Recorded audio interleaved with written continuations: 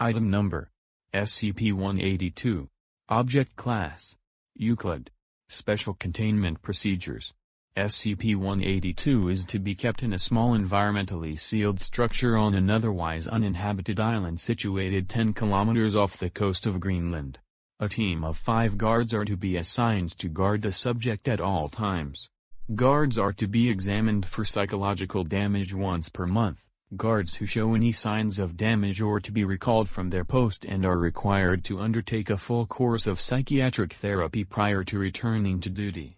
No single individual is to spend more than 6 months at a stretch on 182 guard duty, and are required to spend a minimum of 3 months on a different assignment before returning. Personnel are entitled to refuse this assignment if they have already spent a total of 8 months or more on the island. SCP-182 has requested to be kept under heavy sedation for 20 hours per day. Following Incident 182-7, this privilege has been revoked. Description: SCP-182 is a Caucasian male, of average build, roughly 45 years of age, and has suffered heavy abdominal and cranial scarring, at an unspecified point in the past, by subject's own admission, shortly before he was admitted into the care of the Foundation in 1950. SCP-182 is both deaf and mute, compensating for these disabilities with natural abilities. SCP-182 has displayed the ability to passively enter the minds of other animals, including humans, and to perceive sight and sound through their senses, in effect, riding as a passenger in their minds. This has no consistent effect on personnel, and some guards have rotated on and off on a regular basis for the past years without detrimental effects. However, prolonged exposure to SCP-182's passive, sensory borrowing, results in vivid visual and auditory hallucinations in 97% of humans and 100% of non-human test subjects. The effects in question vary widely in severity, but continued exposure after the onset will inevitably result in mental collapse, with said mental breakdown being hastened by proximity to SCP-182. SCP-182 has displayed the ability to consciously force hallucinations upon his guards when under duress, and as such it is advisable that subjects known to agitate SCP-182 be avoided, including mention of SCP-076-2, SCP-682, and SCP-182's own past prior to acquisition by the Foundation. Termination of affected personnel is recommended if they cannot distinguish between the hallucinations and reality, as all subjects allowed to reach such a point have invariably broken down, with brain death or permanent catatonia being the only possible outcomes. SCP-182 cannot control this ability with any appreciable degree of skill, and automatically sees and hears the perceptions of any living animals within 10 meters. Subject can focus on specific directions outside of that range, but cannot ride the senses of beings further away from it than 30 meters. SCP-182 additionally manifests the ability to project its thoughts into the mind of any individual whose senses it rides. This mental speech is the only known source of information about the subject, and has been described by guards as akin to being spoken to by a small human between their ears. SCP-182 exhibits no mimetic or telepathic hazard stemming from this speech, though subjects report that his voice is always a component in their hallucinations. Addendum 182-1.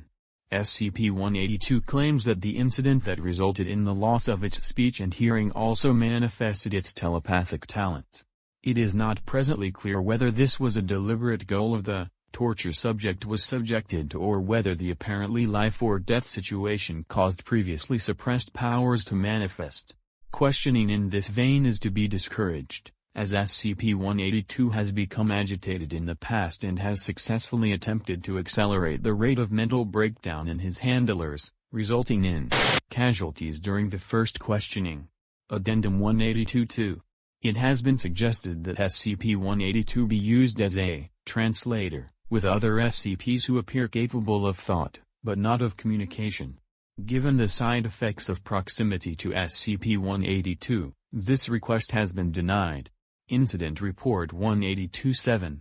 Audio report recovered from guard house, voice identified as Agent. Recorded. 19. Yeah. So, We got the letter this morning from O5 saying the sedation was approved. Doctor went out to tell 182, guy seemed pretty happy, clapping his hands and everything. Like a little kid. Shot him up, he was out like a light. Slept a few hours, then doctor went in to check on him, make sure he was still breathing. Don't want a casualty, yeah? Anyway, I'm in the other house, we'd got up a good game of 21, when I hear Doc screaming his lungs out. Something about spiders, or, wha? Following this, the tape records 7 gunshots. Audio analysis indicates they were fired at a point above and to the left of the microphone. God damn it. We thought Doc had finally cracked, he'd been seeing little things out of the corner of his eye for a few days, we figured 182 had got to him.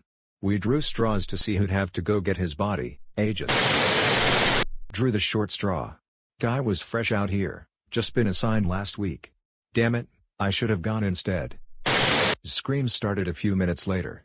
Everyone got up at this point, we started walking out there, snow everywhere, should have transferred out of here before. Another 8 gunshots are heard, followed by repeated clicking.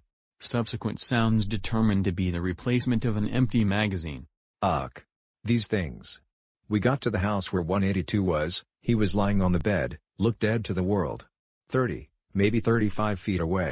And Doc were sitting on the floor, drooling. Well, Doc was dead. Blood oozing out of his mouth, looked like he bit his own tongue off. All 3 of us knew what had happened. I started to see things. I ran, I don't know about the other guys. I'm holed up in the building, gonna wait for the boat to arrive. Hope I can hold off long enough.